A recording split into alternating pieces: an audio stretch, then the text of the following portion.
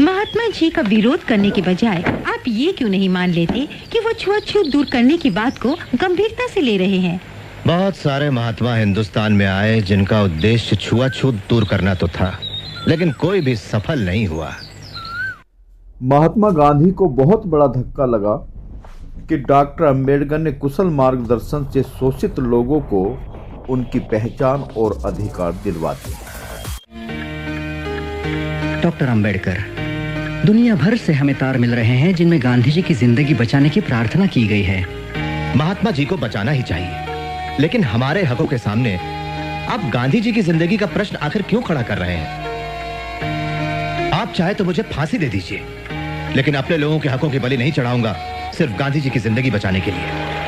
उनका आम अनशन करने का पक्का इरादा किसी और अच्छे कार्य के लिए होना चाहिए था।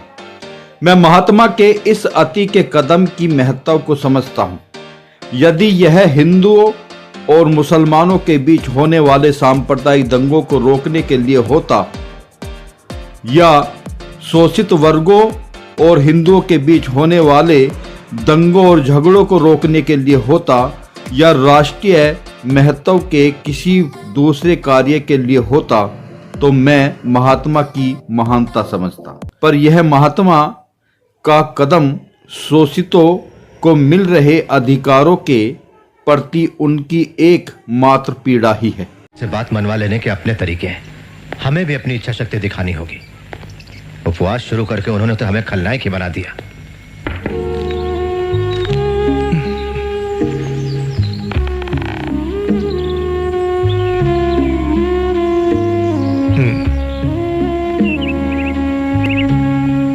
गांधी जी, आप बड़ी नाइंसाफी कर रहे हैं हमारे साथ। यह तो मेरी मजबूरी है। आपका क्या सुझाव? जैसे गांधी जी, मैं आपके दृष्टिकोण को समझता हूं। आप अपने आप को भूख से मारने का चरम सीमा का कदम उठा रहे हैं।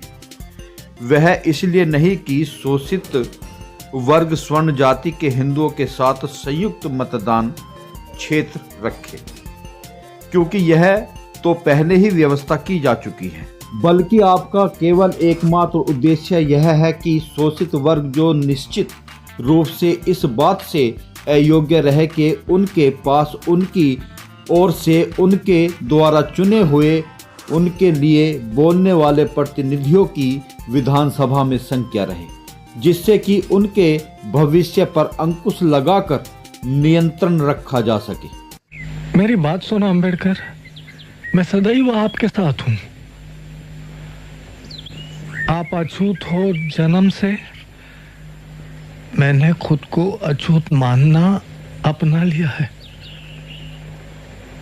आप मुझे बचाना चाहते हैं, मैं जानता हूं। जी गांधी जी, मैं अलग चुनाव क्षेत्र की बात पर अड़ नहीं रहा हूं सिद्धांतों की वजह से। हमारा मानना है कि अल्पसंख्यक विधानमंडल में भेजने के लिए ऐसे लोग छांटें जो सिर्फ नाम के नहीं, उनके असली प्रतिनिधि हों। मुझे यह अवश्य बताना चाहिए कि मैं महात्मा के वादों पर भरोसा नहीं करता कि वह और उसकी कांग्रेस शोषित वर्ग के लिए आवश्यकता अनुसार कार्य करेगी। मैं अपने लोगों की सुरक्षा का महत्वपूर्ण प्रश्न परंपराओं और तालमेलों पर नहीं छोड़ सकता। महात्मा कोई अमर आदमी नहीं है और कांग्रेस यह मान ले कि अमित्रपूर्ण शक्ति नहीं है, अस्थायी है। भारत में अनेकों महात्मा हुए हैं जिनका एकमात्र उद्देश्य अछूतपन हटाना, अछूतों का उत्थान करना और शोषित वर्गों को सामान्य लोगों में शामिल करना था, परंतु हर कोई अपने मिशन में असफल हो गया। महात्मा आए और महात्मा चले गए, परंतु अछूत केवल अछूत ही रहा। डॉक्टर अंबेडकर, एक बार फिर लोगों के मन में आप गुस्से की वजह बन गए। मैं क्या कहूं मिस एप्स्टाइन, ये मेरा दुर्भाग्य है। इसमें कोई अतिशयोक्ति नहीं कि आज इस देश के हिंदुओं के दिल में सबसे ज्यादा नफरत मेरे लिए है। मुझे देशद्रोही करार दिया गया, नाशक ठहराया गया, हिंदुत्व का, इस देश का सबसे बड़ा दुश्मन करार दिया गया।